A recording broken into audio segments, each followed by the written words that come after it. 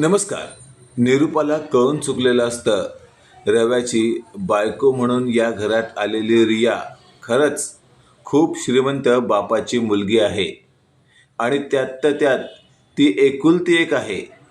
त्यामुळे आता तिच्या बापाचं जे काही आहे ते सगळं आता हिचंच म्हणजे रियाचं आहे.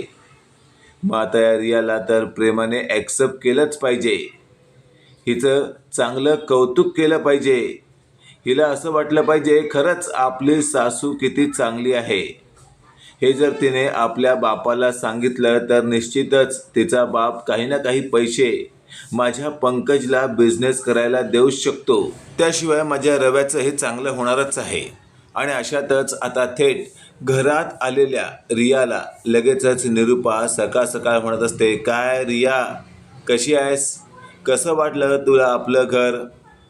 त्यावर रिया अचानक स्वतःशी बोलत असते, या सासूबाई म्हणजेच रवीच्या आई याआधी कधी इतकं चांगलं बोलल्या नव्हत्या. अचानकपणे त्यांना झालंय काय, इतकं चांगल्या कशा काय वागू लागल्या. बहुतेक त्यांनी आता मला सून म्हणून ॲक्सेप्ट केलंय की काय असा विचार रियाच्या मनात येतो आणि तीही बोलू लागते, हो हो आई, बरं वाटतंय, मला खूप छान वाटतंय या घरात येऊन.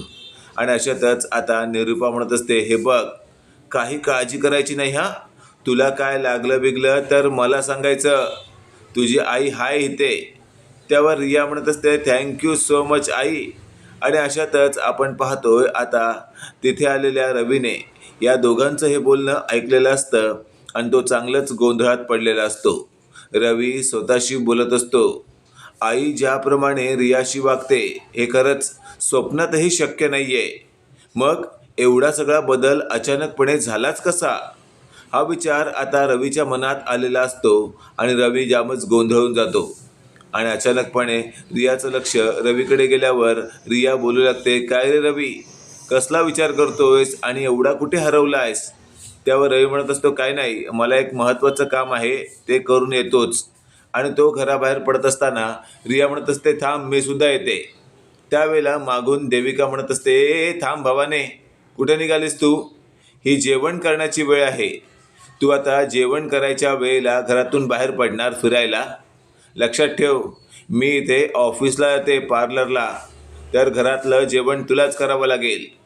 आता हे वाक्य ऐकल्यावर रिया वळते आणि बोलू लागते, काय, घरातलं जेवण मी करायचं. आणि अशातच आता देविका म्हणत असते, हो, आणखी कोण करणार.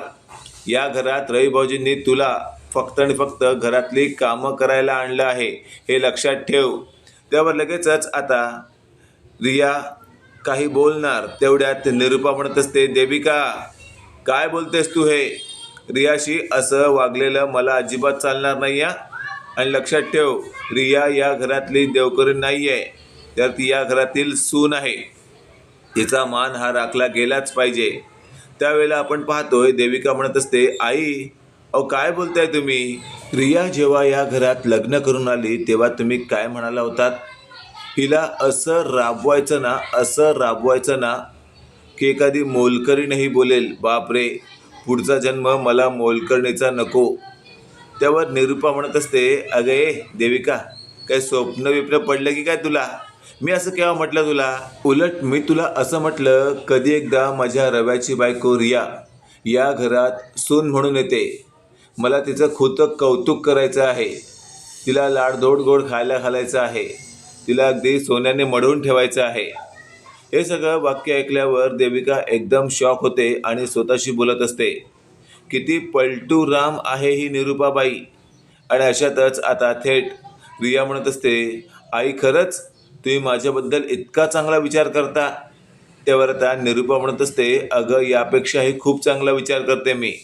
आणि अशातच आता थेट रिया म्हणत असते, थँक्यू सो मच आई, मी जाऊ का रवीबरोबर बाहेर आता. त्यावर निरूपा म्हणत असते, अगं जा की, हेच तर तुझं वय आहे ना फिरायचं. असं म्हटल्यावर रिया आणि रवी तिथून बाहेर गेलेले असतात. आता देविका स्वतःशी बोलत असते, नक्कीच ही निरूपा हिच्या बापाच्या पैशाकडे बघून हिच्याशी चांगलं वागत असेल. आणि तेवढ्यात आता थेट निरूपा देविकाकडे आलेली असते आणि ती बोलू लागते, अगं देविका, थोडं समजून घे, आता लगेचच आपण तिला कामाला झुंपायचं नाही आहे. आधी हिच्या बापाकडून काहीतरी पैसा माल काढून घेतलेला बरा ना, आणि मग हिचा वापर करून घेऊ. तसंही मला या घरात ही सून म्हणून आलेली अजिबात आवडलेली नाही आहे. त्यावर मात्र देविका म्हणत असते, आई तुम्ही खरंच कमाल आहात. पैशासाठी तुम्ही काही कराल हे आज सिद्ध झालं. आणि अशातच आपण पाहतोय मीराने हे सगळं पाहिलेलं असतं. दिवसादिवशी आता थेट निरूपाने विक्रांत आणि विक्रांतच्या बायकोला घरी पाहुणाचारासाठी बोलवले असतं जेवायला. त्यावर विक्रांतने असं म्हटलेलं असतं, मी घरी येईन पण तो सत्या मला तिथे अजिबात नकोय. त्यावर निरूपा म्हणत असते, कशाला काळजी करताय तुम्ही या ना.